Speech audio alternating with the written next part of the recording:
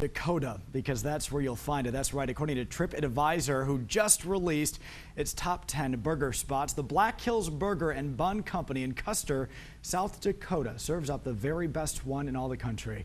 The owners say the secret is making everything from scratch.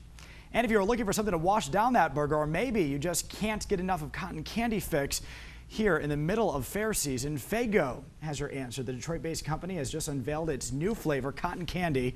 The drink is limited to the Midwest, but soon the soda will be available nationwide.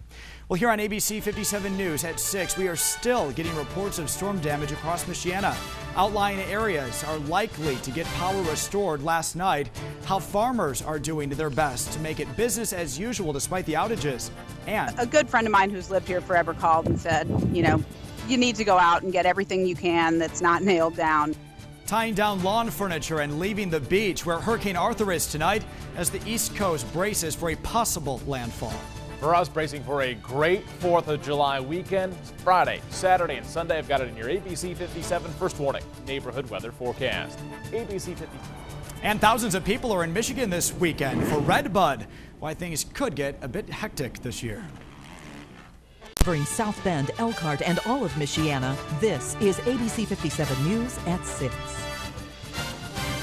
Tonight, ABC 57 News at 6 continues our special team weather coverage as many are still without power. Others continue to pick up from Monday night's storms. Good evening, everyone. I'm Brian Dorman. Kim Chappell is off tonight. Here's a live look at those current power outages all across Michiana tonight. Crews are still working to get power restored. Improving numbers here tonight as we take a look here county by county. Let's pull this up as well. We'll start up in the state of Michigan. Berrien County, just more than 8,000 customers still in the dark. Improving numbers there across Berrien County, one of the hardest hit counties in Michiana. Cass County, just over 300 customers. St. Joseph County, Michigan, just over 300. And boy, oh boy, down here in Indiana, you'll notice LaPorte County, Elkhart County, yeah, things looking really good. All of the power restored there, but still, slow go across St. Joseph County, although improving numbers here as well in Indiana. Just over 4,000 customers still in the dark tonight as crews continue to try to get the power back on. And tonight we do have team weather coverage, including ABC 57's Emily Evans looking into storm crop damage, and our Jasmine Norwood speaking with those in Hurricane Arthur's path. But first, we start with ABC 57 Chief Meteorologist Tom Coombs, who is tracking our 4th of July weekend forecast. Tom, good evening. Good evening, and a good evening it will be as we take a look at Skycast. Temperatures in the 60s this evening. Right now around 70 degrees, but by 7 p.m. down to 68, 66 by 8 p.m. and 50s by 10 o'clock tonight. It will be a cool evening. All right, 4th of July forecast looks like this. Lots of sunshine, 50s, 60s. Mid-70s tomorrow, a great 4th of July, and we'll be in the 60s come fireworks time tomorrow. As you look at the beach forecast tomorrow, you may be headed up there. 70 and sunny, not bad for laying out, but a little cool along the lake shore. I'll show you Saturday and Sunday and any chance for rain coming up in your ABC 57 First Warning Neighborhood Weather Forecast. Brian? All right, Tom, well, it's been 3 days now since severe storms ripped across Michiana, but that doesn't mean that many of you are finished cleaning up debris or even have power back. Tonight, farmers in Goshen are not only worried about the cleanup efforts they have to do, but they are also worried about their livelihood that was threatened by the severe weather. ABC 57's Emily Evans is live for us in Goshen tonight. And Emily, you spent the day with farmers there. What are they saying about their damaged crops tonight?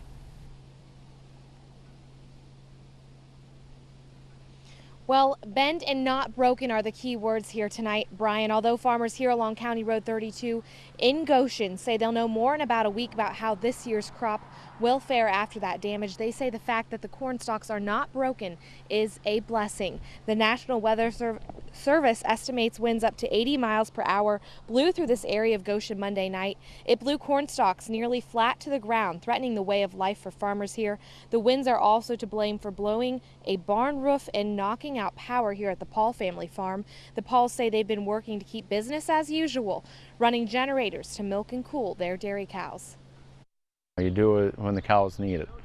I mean, we can live around here without electric, but you got to take care of the cows because they're the ones that take care of us. So, when they're in the barn being milked, they need to be cooled down, and then we also need electric so they can drink.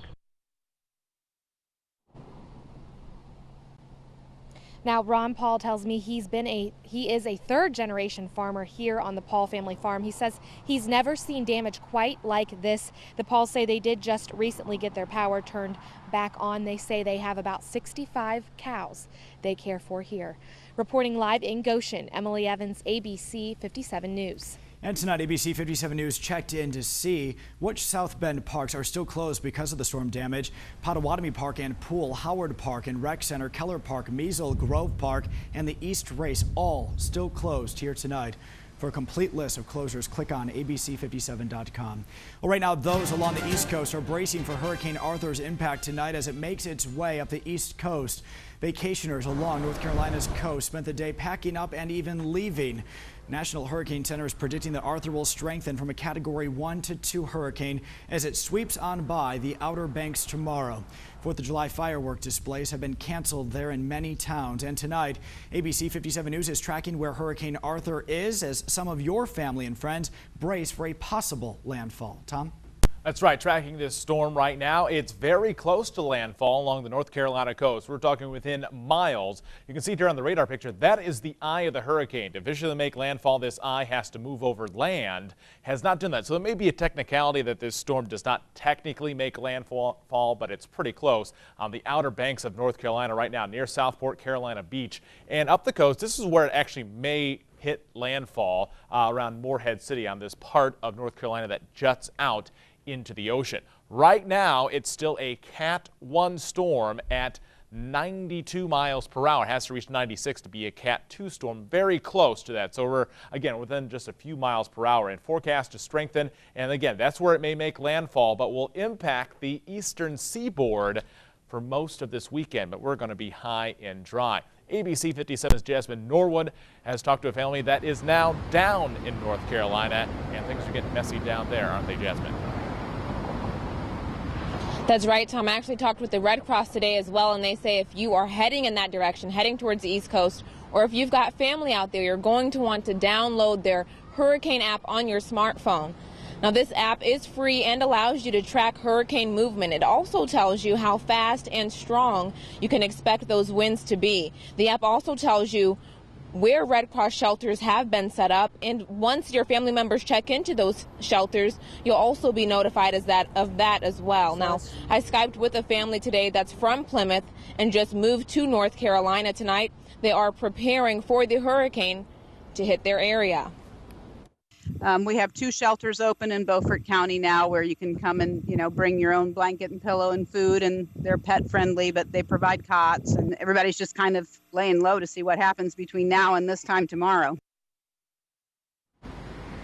Now, we are going to check back in with that family tomorrow, so stay with ABC 57 News to see how that family does through this hurricane. Reporting live in South Bend, Jasmine Norwood, ABC 57 News.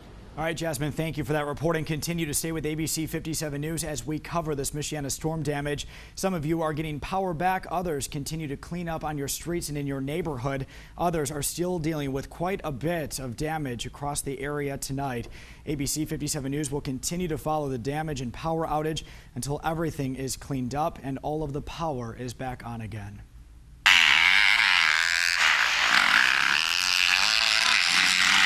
Well, that was the sound of motocross at Redbud as Media Day kicked off today. But this weekend, City of Buchanan will have much more than just the race as crews rush to finish a construction project before 30,000 people make their way to town. Last week's weather delayed road paving on Front Street. That means that drivers may be waiting a bit longer to get out to the track. ABC 57's Daryl Bajor is live for us trackside tonight. And Daryl, what are organizers there saying about all the congestion?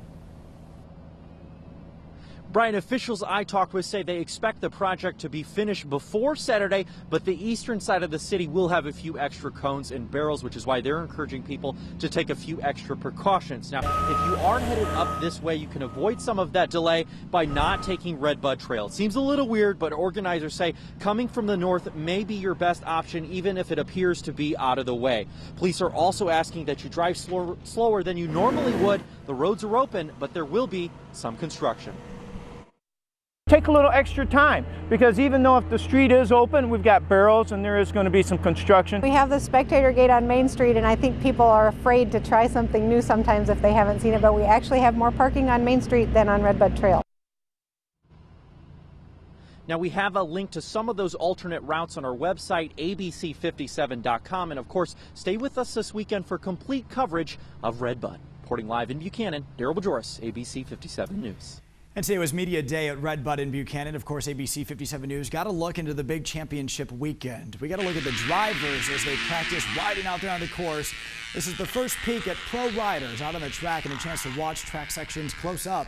The 5-day festival will go through the weekend, ending with a professional motocross event.